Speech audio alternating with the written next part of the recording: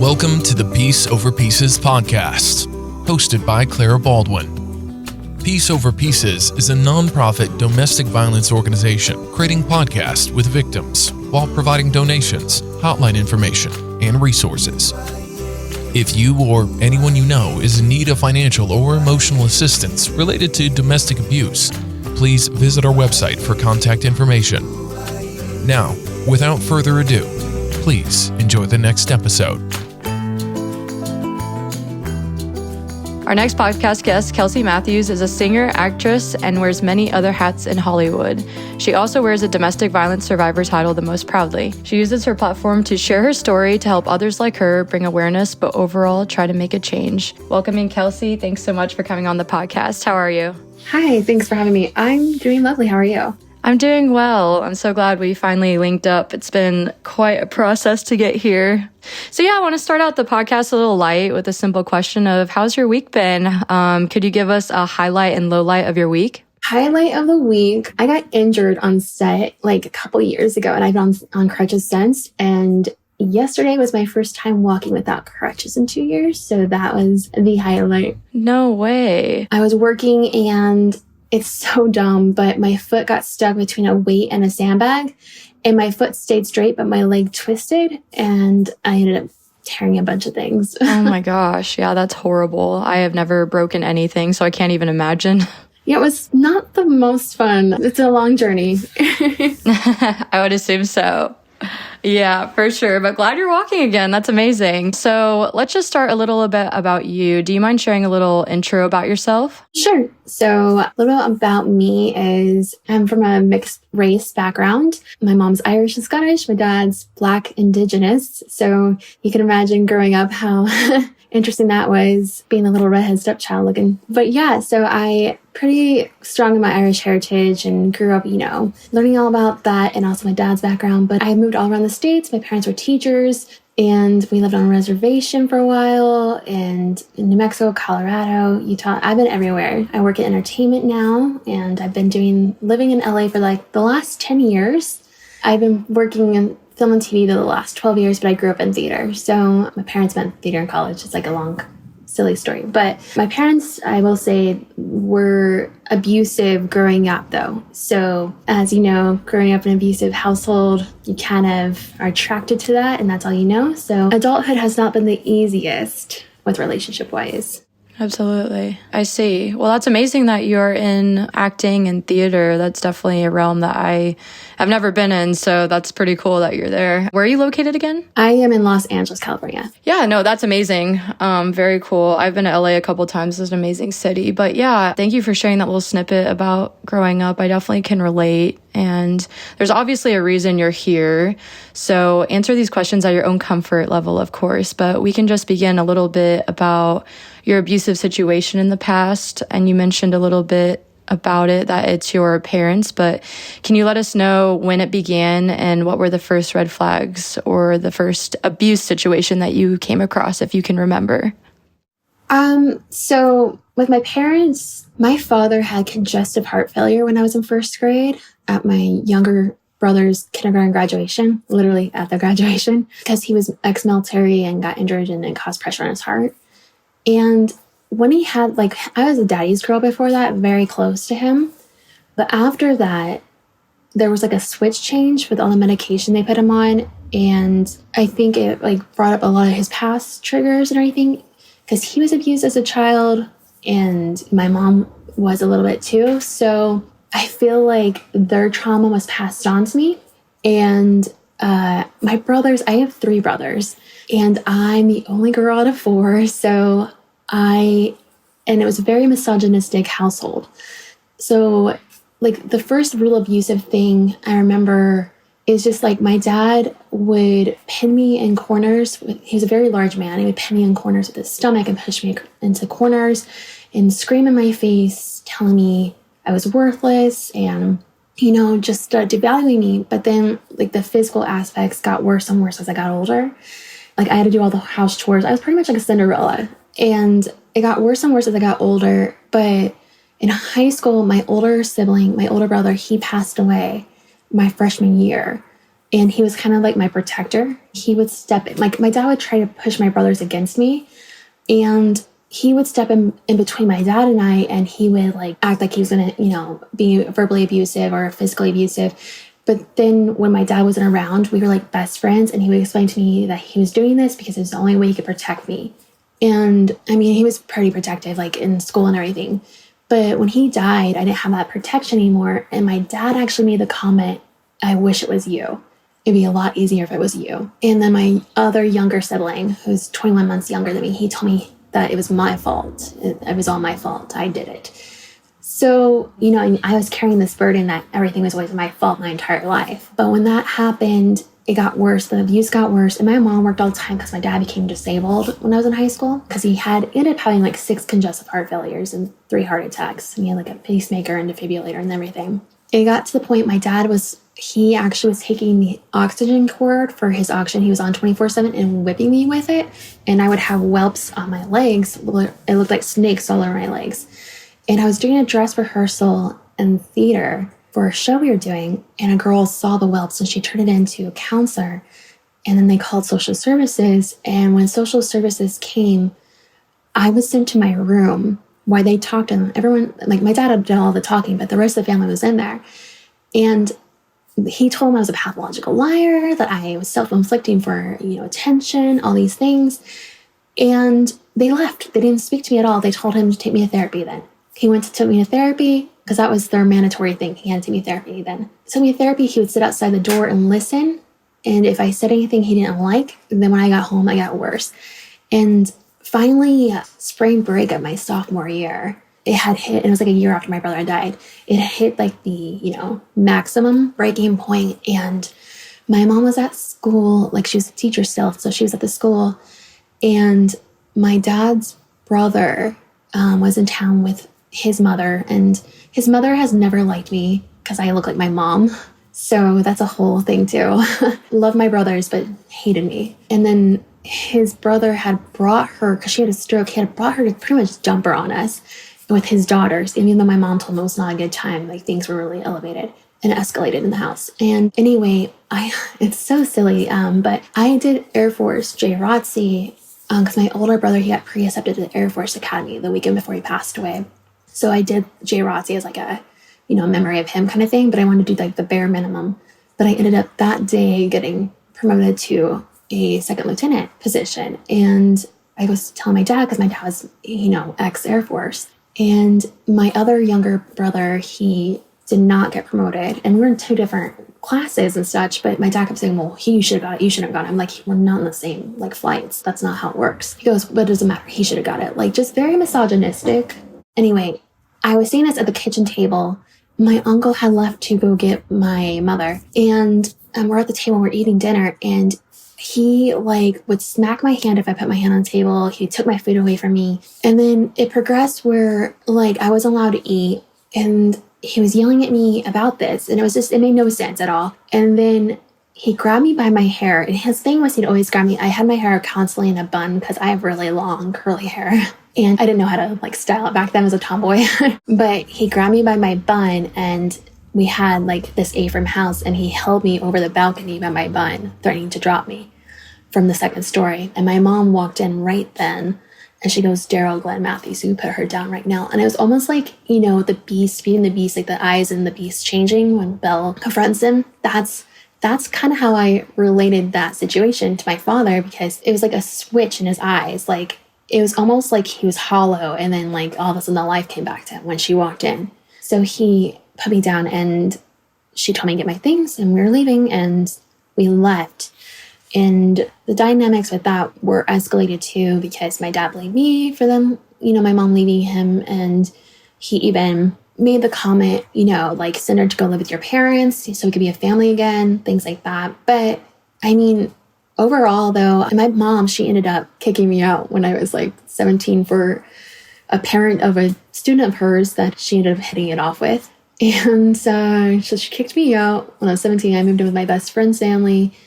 And that was another abusive situation too. They were Mormon and I dated a boy that wasn't Mormon. And so I was kicked out. So very, just feeling like I never fit in anywhere was the constant feeling growing up. But then my dad and we had mended things at that point. He had apologized and he was doing better. And so he ended up moving in with me, and he didn't have a car, so he'd always borrow my car and stuff. But like everything was okay for a while. I was taking care of him. You were taking care of your dad after all of that. That's insane. Exactly. And after all that, I still ended up taking care of him. And I actually took care of him until he passed away. And he left me the executor of his estate too. And I spent the last 3 days with him in the hospital, and I never left his side, and like held his hand until his last breath and everything, and told him it was okay. I loved him and he was okay to go. And that was an experience too, because again, my younger brother blamed me for that. Right. I'm just so in shock right now.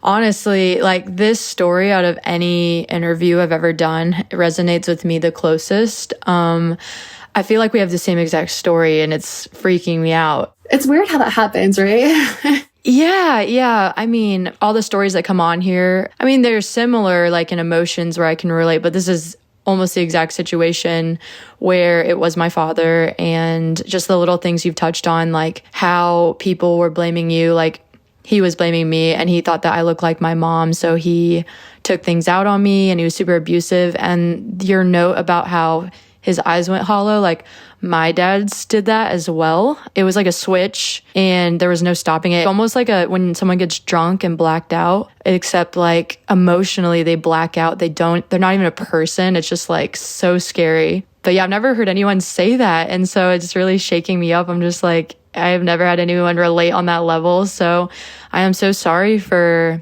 all of this and everything you've been through. You're so strong, and I'm looking up to you in this moment because I am very stubborn and I have not spoke to my dad in years. But the fact that you are the bigger person and you took care of him after everything that you've been through, that is super inspiring. And I can't wrap my head around how you did it. Honestly, I feel like the reason I was able to, and I think it's because I hadn't healed a lot of myself either. So I was still seeking his approval a lot because, going through, all you want is approval of your parents and their love and acceptance.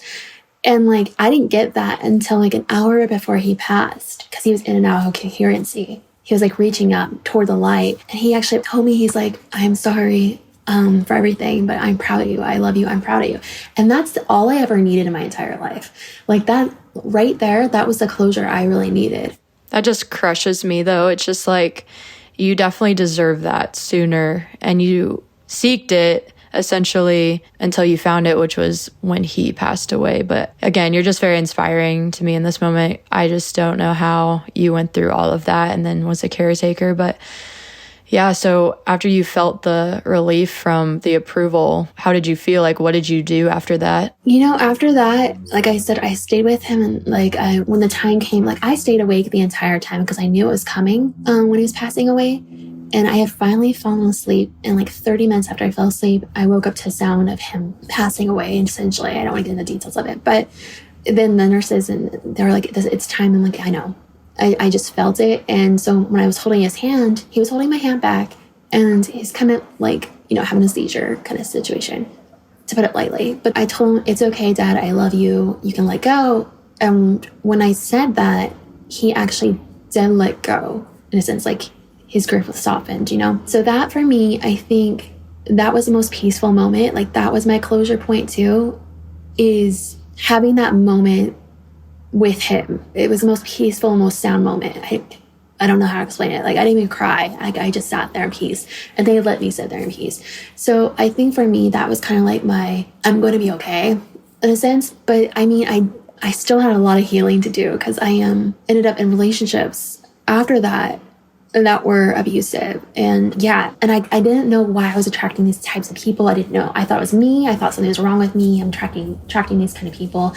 And essentially it was something to do with me. I wasn't healed, and I didn't know, that I need to learn how to love myself first, because I was looking for love in all the like wrong places, so to speak. But the worst of it came though. I started dating this guy in 2015, and he kind of latched onto me and love bombing. Like within 2 weeks, he was telling me he loved me and stuff, saying all the right things, So and then within 2 months of being in a relationship, he didn't like the fact that I lived so far away, so he moved me in with him. And then like unlocked my phone, was screaming at me because of like, old messages between a friend of mine and I that I almost dated like years prior. But he saw messages from a year prior, and he literally, when I was asleep, I woke up to him screaming at me to get out because he told me he had learned like my passcode by watching me repeatedly unlock my phone, which is alarming. Yeah, red flag for sure. Yeah, but at that point, I had like left everything. I didn't have like my own plates anymore. So I'm stuck in this situation. I'm like, okay. And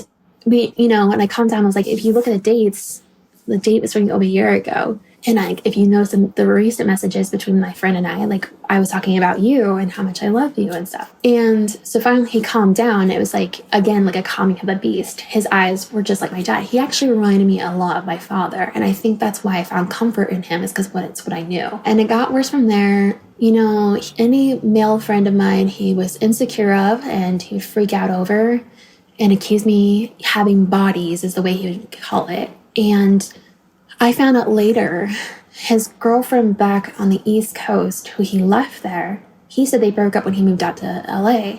She thought they were still together. So she's telling everyone that he's cheating on her with me. And then she's blowing up his phone, seeing inappropriate pictures. And he's like, I don't know, she's just trying to get me back. And he went home for Christmas, and like they ended up hooking up, and he lied to me about it essentially. But he was like, I don't know, I'm confused, like pulling a tear stop on me and guilt tripping me and making me feel, horrible. And I was like, I'm not going to make you do anything. You need to figure this out on your own, and I'll let you go, whatever you decide. Oh, that's always how it works. Like, he's insecure about your messages. In the meantime, he's cheating on you. It's like they project insecurities because they're doing the exact thing they're scared of you doing. Exactly. And it just progressively, and then when he came back, everything was good again, whatever. And then, I found out though he got home before I did, because I had gone home to see family. And when he got home before I did, he called me and he said, oh, my friend is trying to get me to hook up with his girlfriend's friend, and da-da-da-da. She's all over me. I'm like, then leave. Then leave. And his and his friend's like, well, you already hung out with your ex, and so it's the same thing. And just kind of I don't know, trying to see if I would justify it. And I'm like, just leave the situation. He goes, he's being so mad. I was like, he's putting you in a situation, I don't know what you want me to tell you, but so he would do these things that would make me insecure, people weren't for me. And he would say, people find me annoying. Nobody likes me. I'm the only person, that's there for him, and his mom. So, because his mom became very attached too, and she would actually flying monkey, the term flying monkey. She would kind of feed more to the abuse too. He would make comments. Like I said, I'm mixed, but I'm very pale, and he was just straight white. And he would make comments that, you're too white for me, you're too pale for me, and, blah, blah, blah. Once again, making me insecure. Oh my gosh. No, that's ridiculous. Yeah. His mom would be like, oh, well, why don't you go get a tan then, And he never worked. And so I was paying all the bills and working full time to support his dream. I was working in front of the camera before, and then I started working behind the camera in production side during this time. And just so we could keep a roof over our heads, And, he would make comments about my weight and stuff fluctuate. And she would go, oh, well, maybe you should work out more. I'm like, how am I supposed to work out more when I'm working 14 hours a day? You know what? I have experienced that too. I had a fair share of bad relationships, but one of my ex's moms, would make sly comments to feed into his sly comments. And I just thought it was me, something was wrong with me. But yeah, I've never heard anyone say that either. So that just engaged a memory I forgot about. Oh my gosh. We have lived parallel lives then. I swear. This is mind-blowing. But yeah, continue. I'm so sorry. Oh, no, you're good. Yeah. So then got me pregnant at one point. Well, not one point, but he got me pregnant, and he forced an abortion pill in my mouth. And this is when things escalated. This was the first. He had thrown things at me before, but this was the first disturbing, horrible thing he did. He put an abortion pill in my mouth though and held me down and told me if I had the baby that he would leave me and stuff. So if I loved him, I would do this. And he held me down. Then he left. He left me there, go film something. And I started bleeding out. And not normal. I ended up having to be secretly rushed to the ER, and they dropped me off, and I went in and they had to do an emergency D&C. And from the hormone fluctuations, I ended up having seizures, like aggressive seizures. I ended up in the ICU for a week, and they didn't even know if I was going to make it. What? Oh my gosh, that is terrible. Yeah. And once you have seizures once, you're prone to have them forever. So have you? Moving from there, did you have seizures? Yeah, it got worse from there. He ended up getting me pregnant 2 more times, actually. And my body can't carry now pregnancies because of the hormones. And I would get super sick. Like, it's called hyperemissive gravidanum. And it's like you have all day sickness. Like, I was already having that issue. So I was like losing weight, not gaining weight. And then I was having seizures. It was either I take my seizure medications and I kill the fetus, or I don't and I kill both of us, essentially. So I had to get emergency DNCs twice. And the last one, I ended up having a 3-minute seizure, and I was pronounced dead for 5 minutes because my heart stopped and everything. And it's all because, and my neurologist and I figured it out, it's from the abortion pill, essentially. The hormones in that messed with my system and my body, and it caused me to have this issue now. And if I never would have had that, I never would have went through this. And so the best case scenario is I ended up getting a partial hysterectomy to prevent any more scares or, anything else because of that. But he actually filmed me in the ICU the first time too, pretending to be so compassionate and loving over me and everything like that. And it was all for show. Oh my gosh. Ridiculous. I am like speechless right now. That was terrible. I'm so sorry you had to go through that. I think I would have lived, and I tried a couple times too. Like, I caught him cheating, and like I tried kicking him out, and then he would guilt trip and manipulate me. And he actually threatened to kill me at one point. And the first time he threatened to kill me, I was having anxiety attack, obviously, over the whole situation. Because I found out later he was high on drugs and drunk at the same time. And he was abusing drugs behind my back and using my money to pay for it. And I found out later. So that was a whole other thing.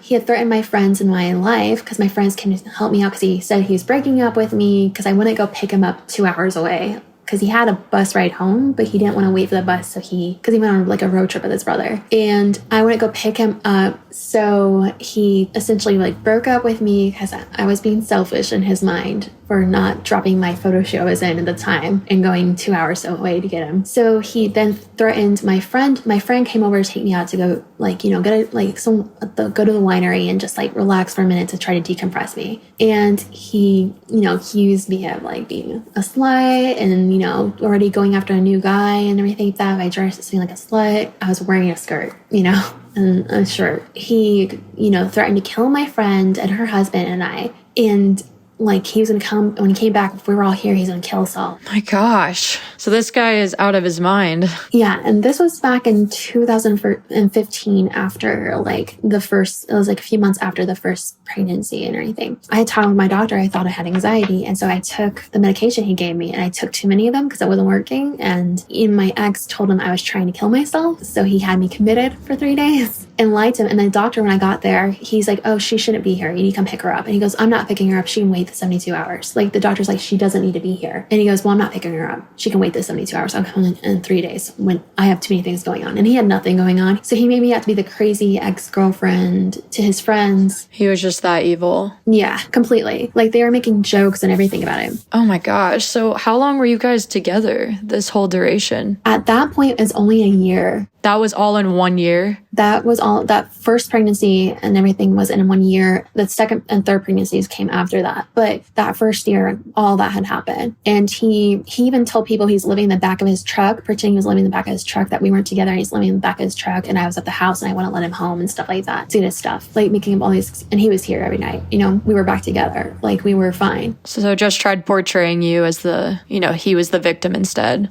Mm-hmm. Yeah. Wow. He was like ditching me for his friends and like going to like parties and stuff and pretending to be single essentially, but coming home to me. And he even went home for Christmas and cheated on me again with the ex. And I stayed home that year. I didn't want to go home because last time I went home, my mom, like, the dynamics were just, your parent is a narcissist and your partner's a narcissist. They fight over who has power over you. Oh my gosh, that's like double toxicity. Yeah. So like, I became, like, the Christmas before, I became very sick being home because of the toxicity. So anyway, he went home, he cheated on me, and he told me when he went home, he was so proud of me for, being strong and staying home and alone this year. Like, just like, now that I think about it, at the time I was like, oh, he's proud of me. But then I realized, oh, he was isolating me, and taking me away from my support unit. Yeah, so then after that, when he got back, I was pregnant again. He got me pregnant immediately. And his friend made comments. He didn't tell anyone that I was pregnant. I was never allowed to tell anyone I was pregnant. Only his mom and him and I were allowed to know, because it was like a huge secret every time. I was ashamed over it, And his friend made comments I was fat, and like they're making jokes about, because they didn't realize him and I were back together either. They're like, oh yeah, and his friend's like, I have a fit girlfriend, and like making like not some fat cow, like why I'm sitting there. And I'm like, cool. Gosh, I hate him. I don't know him, but I hate him. Yeah, it's just like birds of a feather flock together. Yeah. So going through all of this, like, how did you find your breaking point? Like, what was a tipping point for you in leaving this situation? So that's the thing, like, in 2017, I had just lost my grandfather, who was like my father figure. I had just lost him, and I came back from a work trip, and I was only home for 3 days, and we were supposed to go to brunch with some friends. They didn't like the way he was treating me, and they confronted him. Everyone was drunk. I got food poisoning, so I was in the bathroom, so I had no idea. And I came out, and they were arguing with him, saying, that he didn't treat me right, and he was like, you threw me under the bus, and I'm like, what's going on, He felt like I had said something, and I hadn't said anything really. And he claimed that they said that I told them he choked me against the wall, which I never did. Like, I told him one time, like, he was blackout drunk, and I asked him about his cheating, and he held his hand over my mouth and my nose in my bed and pushed me down. And my dog, she jumped up and she nipped at him. And he loved her, so then he kind of came out of it because he realized he pushed her away and he was worried about her, not me. He's like, well, I realized, like, she'll always choose you over me. I was like, yeah, she's my dog.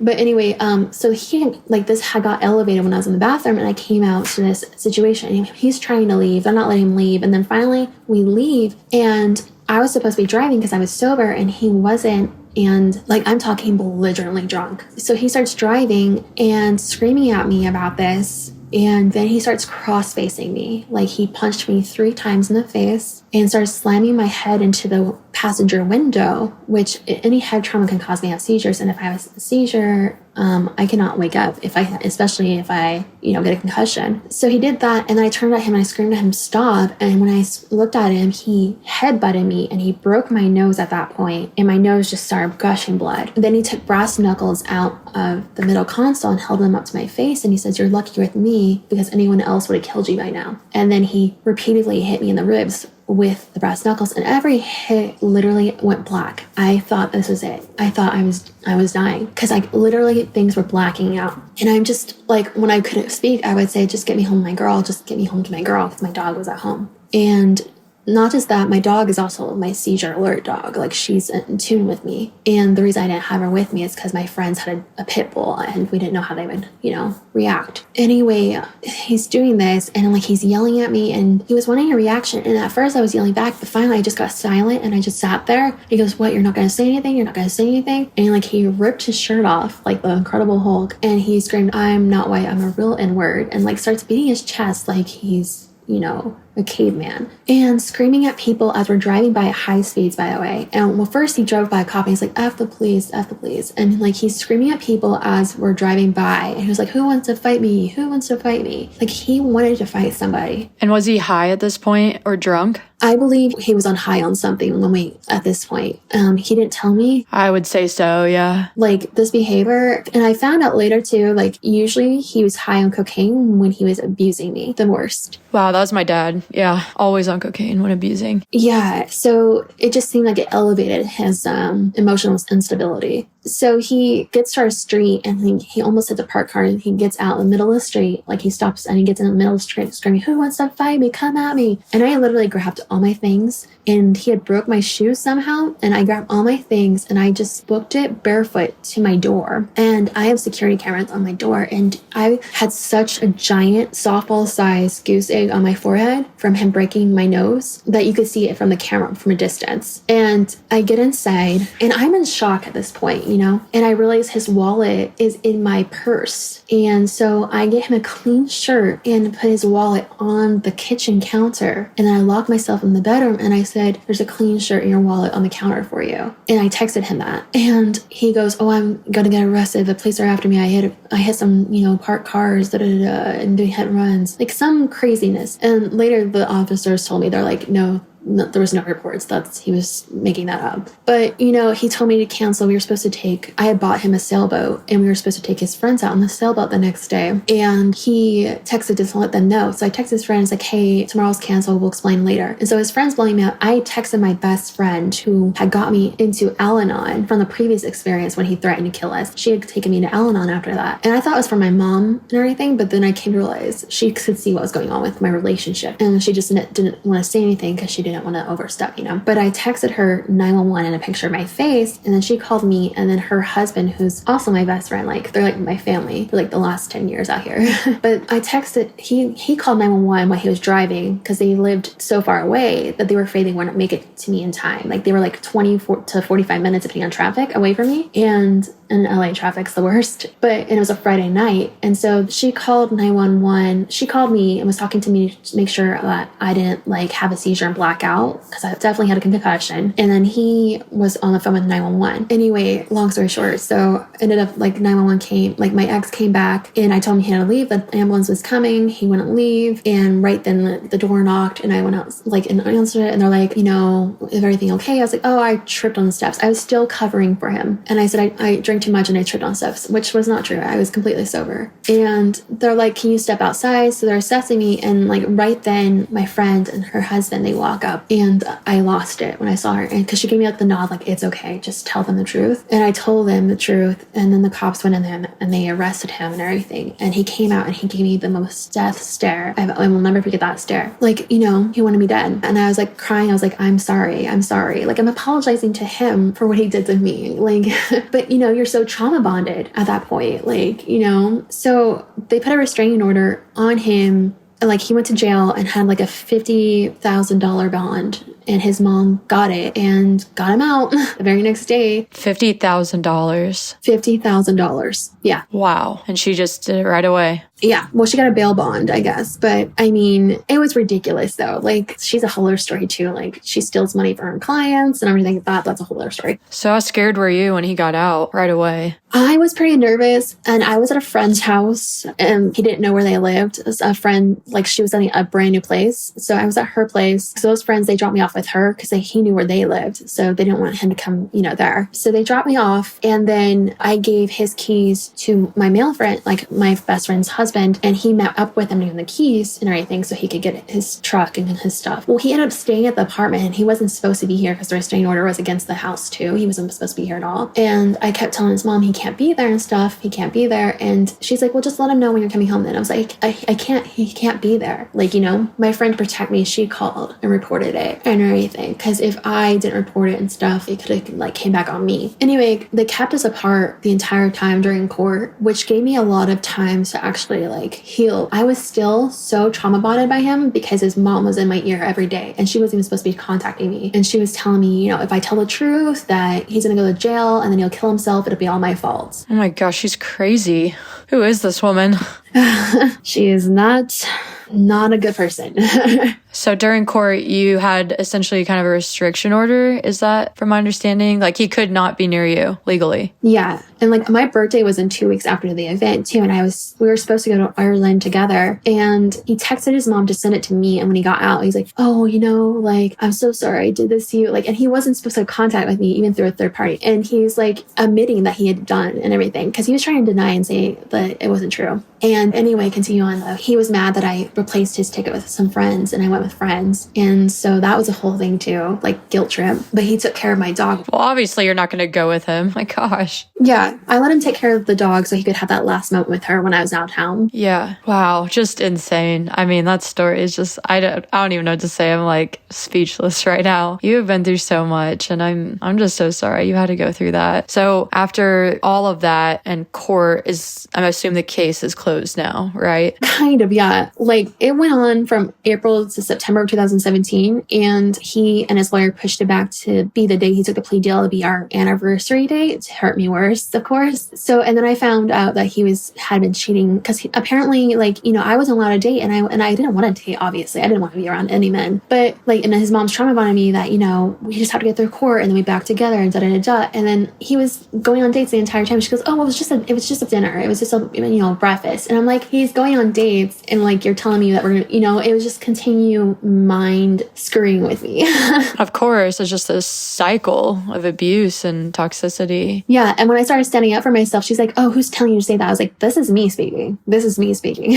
And she didn't like that. She continued to harass me for months, even after the court date. And she was telling me that I needed to stop telling everybody about everything. And I hadn't told anyone. The only people that knew were the people that were involved that night, And finally, I spoke my truth. Like a year later, I finally spoke up and I was like, you know what? This is what, because people were like, you're not posting about, because I never posted about relationships prior to that. But with him, he wanted me to post about him. And he it was almost like I was feeding him this attention, like this love to him to make him love me as much as I loved him, to prove my love to him, so he would love me too. But so people would started noticing that. So I finally had publicly addressed hey, this is what happened. This is my story, whatever. But he was stalking me, and he has been continually stalking me since then. Even till today.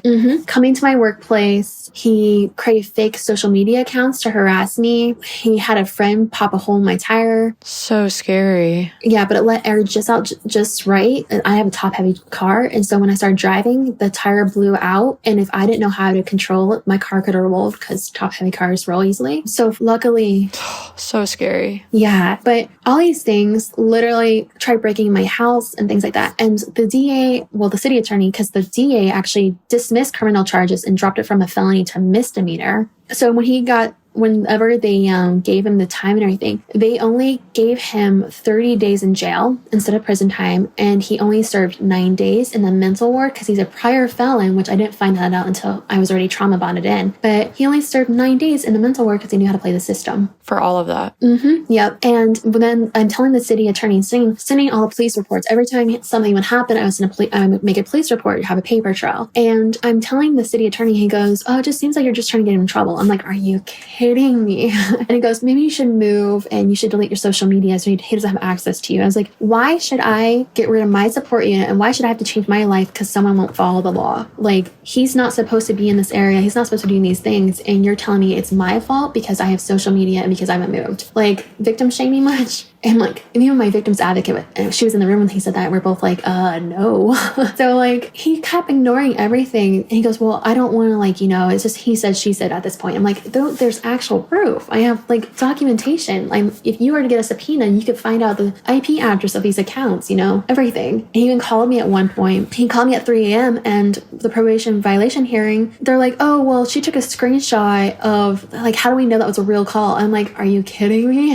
It's a screenshot of my phone screen from him calling me at 3 a.m. But finally, in 2019, he posted on the 2-year anniversary of him trying to kill me, he posted a picture of himself lifting weights, and he goes, you know who you are. We have unfinished business. I'm coming for you. And he made it public too, because he wanted someone to see it. Ridiculous. And we have mutual contacts still. And people that grew up with him, they know how he is, and they were telling me what he was doing because they want him to go away because they're afraid of him. And so anyway, so that's when they finally took it serious, but it literally took a whole other year and a half to finally get a court date, not just because the system and his lawyer kept postponing it, but also they, this is the kicker, because COVID, they kept postponing everything. So our court date finally was last year in September again, and I testified for 4 days, and you know what they did? They gave him another year of probation, another year of the restraining order, and that was it. They found him guilty, but that's what they did. They even found him guilty of trying to break into my home, which is another, and he also broke probation, got arrested for stealing during this time too. That's prison worthy, and he got 1 year, just restraining order. Yeah, and the city attorney's like, oh, well, you should just reapply for the restraining order if you feel like you need to when it expires next year. That was his, literally what he said to me. I'm like, cool. This stuff makes me boil how messed up the legal system is. I just can't believe it. I mean, it's just ridiculous. Yeah, and and I learned another lesson after him too, is I dated a cop after him who ended up being sexually abusive and stuff too, because I thought I was healed and I was not at that time. But yeah, and I thought he's a cop, so I'd be safe. And then he, did his thing, and I didn't report him, but my friends did. Someone did anonymously. And we finally, after 2 years later, we finally had our court date this past April. And it wasn't even a court date. It was a disciplinary hearing because the DA dismissed the criminal charges, even with all the evidence they had, because they had text messages and everything. Like, they dismissed the criminal charges and it was just a disciplinary hearing. And I had to testify again for 3 days. And they won't tell me the results of that because police officers have more rights than we do. And they're like, oh, he has privacy rights as an officer, so I can't tell you what was decided. I'm like, are you kidding me? So in the past 5 years, you've been through 2 very serious abusive legal cases. Yeah. And like, people wonder why victims don't come forward or turn them in. Yeah. My gosh, my heart hurts for you. Like, I wasn't going to turn the cop in because he had already used that power, saying he's a cop, no one will believe me over him. And plus, I was already still going through it with the previous ex that tried killing me. So I was like, the last thing I want to do is go through all this again, Right. My gosh. I feel like you can't catch a break, and it's just breaking my heart.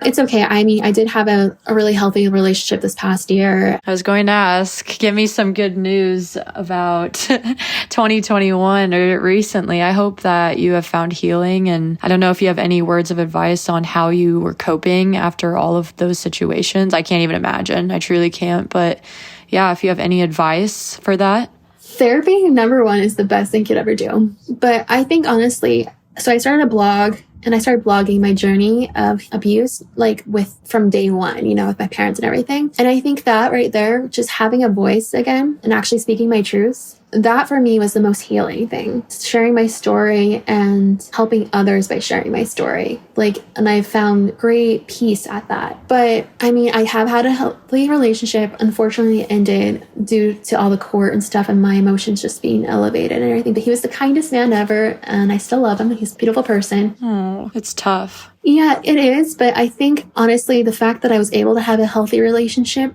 was and to see what real healthy love is was such a turnaround for me that it was an eye-opener that I deserve this. I am able to have a healthy relationship and it's not me. Right, of course. And it's not you. But yeah, I know what you mean. Like, my first healthy relationship really woke me up because when toxicity is all you know, it's just hard to wrap your head around how it couldn't be all of that and all the pain and the arguing and abuse, but it is possible and it's almost mind-blowing but sad. Yeah. And I think that's been like a very healing point for me too, But another thing I've been doing though is I'm so disappointed in our system right now that I'm trying to be proactive. I've been sharing my story and everything, but I'm trying to be more proactive in how to help fix the system too, so that other victims never have to go through what I went through. So I've been working with some of our elected officials, trying to get new bills passed so we can get, my whole thing is I think there should be a list, like there's a, sexual offender list and all that. There should be a domestic violence offender list. That's amazing. I totally agree. But then also one of the head district attorneys told me whenever I was going through the court and everything, like he was stepping in for the city attorney on my case. He told me that the system is not made for victims, that criminals have more rights than we do. So I want to get a victim's right bill passed as well. So I've been trying to figure out how to get that done and, contacting once again our elected officials and trying to get that going and everything. Like before Kamala got elected to vice president, I was emailing with her office and everything. But so I'm going to try to reach out again with her. That's been my main focus. That is amazing. Like I can't...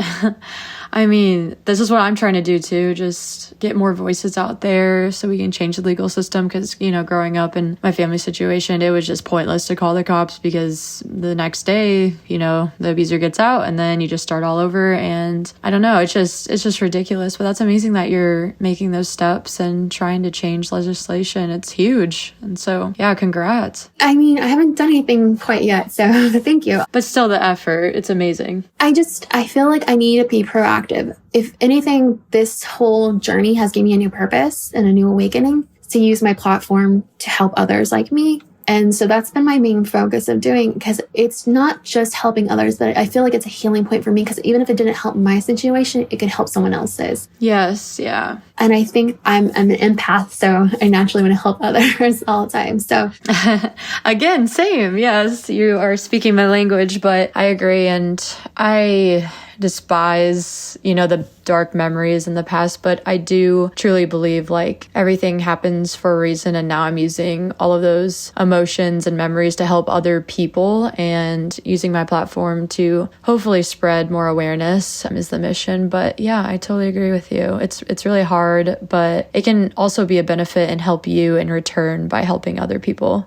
Exactly. Yeah. And I love that you're doing this podcast and everything. Like, this is beautiful. Oh, thank you. And I love meeting up people like you. You just blowing my mind how you've been through so much, but you're so sweet and just so open-minded and helpful towards other people. And I feel like people who are empaths or experience abuse, they are truly like the sweetest people and just the most relatable, down to earth as well. But yeah, I guess my question for you is, do you have any advice to people on forming healthy and happy relationships, or what should they look out for as red flags to signal them that maybe that relationship isn't for them? Yes. So first off, learn to love yourself first. I can't express that enough, because you're going to accept the love that you think you deserve. So if you show yourself love and you recognize that you deserve to be loved, and you're showing yourself constant love and appreciation, you're going to bring on someone that's going to see that and who's going to respect you on that same level. And if someone who doesn't respect you, you will see immediately. Like, the red flags will be very apparent whenever you love yourself enough.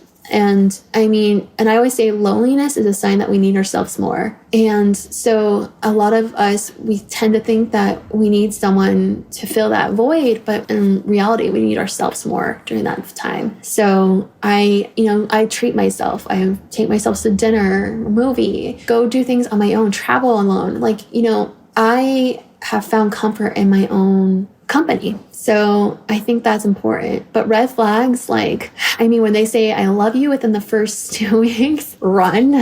When they don't want you to have friends or do things with your friends. Like, the police officer, he used to tell me I was no girlfriend or wife of his was going to be out that late at night when I would go to my friends' birthday parties. And he tattooed my name on his wrist within 3 weeks of dating. Like, that's a huge red flag, guys. If they're constantly accusing you cheating, it's usually them deflecting. Like, every relationship, they've always done that, and it's like, that's them. They're the ones cheating. But if you feel addicted to this person, just learn that maybe that's a codependency going on, and it's not healthy. Because I've realized that if you feel so addicted to them where you think that you can't go on without them and everything, that's trauma bonding, and it's not normal. It's okay to love someone and to want to be with them and everything like that, but you should also be comfortable being alone too and doing your own thing and not having to be with them 24/7. I completely agree. Yeah, that's amazing. I really love your point of,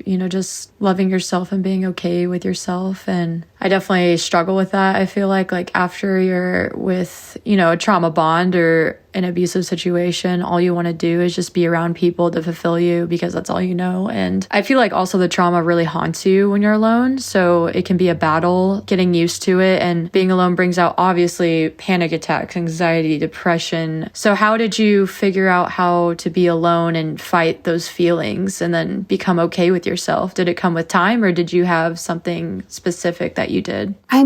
I still struggle with it every once in a while. I'm not gonna lie. And especially because I've been on crutches for 2 years, I had a lot of downtime alone. But I think honestly too, that was kind of a moment where God, higher power, whatever you believe, was like, you need to take a time out and focus on your healing right now. Because I was diving into work so much to quiet the noise in my head from the abuse, so to speak, to not focus on the pain. And I think allowing myself to be present in my emotions, and whenever I'm having flashback or anything like that, I allow myself to take a moment, feel it, but then I also be I will ground myself. I'll remind myself, okay, I'm touching the table right now. I'm touching my dog. And I say things out loud to ground myself so the anxiety doesn't take over me, which can be hard sometimes. But I have to remind myself that that is no longer my reality and that I am okay and it's going to be okay. Those are great tips. It can be overwhelming. And the insomnia from PTSD is another story. Oh my gosh, yes. Yeah. I suffer from insomnia too. You are my twin, I swear. And we're over here giggling about it. People are probably like, oh my gosh. Yeah, why are you laughing about having trauma? But if you've never been through, you wouldn't understand. It's just coping, guys. It's just coping. But yeah, I mean, those are amazing words, and I truly am inspired by you right now. Like, you've been through so much, and you clearly know how to handle yourself and be at peace with yourself. It's not all the time, obviously. It's a constant everyday struggle. From what I talk to other people and myself, I can attest to that. It's never easy, and it's especially hard to be that way when you're around people who have never experienced it and don't understand the feelings. And it's not their fault. It's just like, that's life. Like, you have to be strong because not everyone's going to understand you, and sometimes you will have to be on your own and cope with yourself. But yeah, I just think that your story is so amazing, tough, and hard to listen to, but I really, really am inspired you, and I can't say it enough. Thank you. Thank you. Thank you for listening. I love this conversation, but I have to wrap us up on a question because we're going over time a little. But if you could offer... Sorry. No, I truly love this conversation, and I'm sorry. But if you could offer a young Kelsie some advice on navigating life, what would it be? I would say love yourself, but also don't listen to what they say. It gets better. I probably would tell her too, don't make your life circulate around men and what they want you to do. Like, you continue to do what you want, because I'm guilty of stopping my career for men and I will never do that again. So I think I would just remind her, be true to herself and love herself and make herself a priority. That's amazing. Amazing. Well, thank you, Kelsie. I truly want to thank you for coming on the podcast and spreading awareness to those who aren't educated on domestic abuse, and also helping people who are currently in those situations. You have no idea how many messages I get after every episode. So I would love to share with you if I get any messages resonating with your episode after this. And I appreciate you so much. Yeah. Absolutely. Yeah, I always say too, if people need help or anything, reach out. They're not alone, and I will do everything I can to help. Definitely. Yeah, there's no reason to be ashamed. But again, I appreciate you, and I am wishing the best for you, and I hope we stay in contact moving forward. Definitely. And I appreciate you, and thank you for so much again for having me. This has been a pleasure.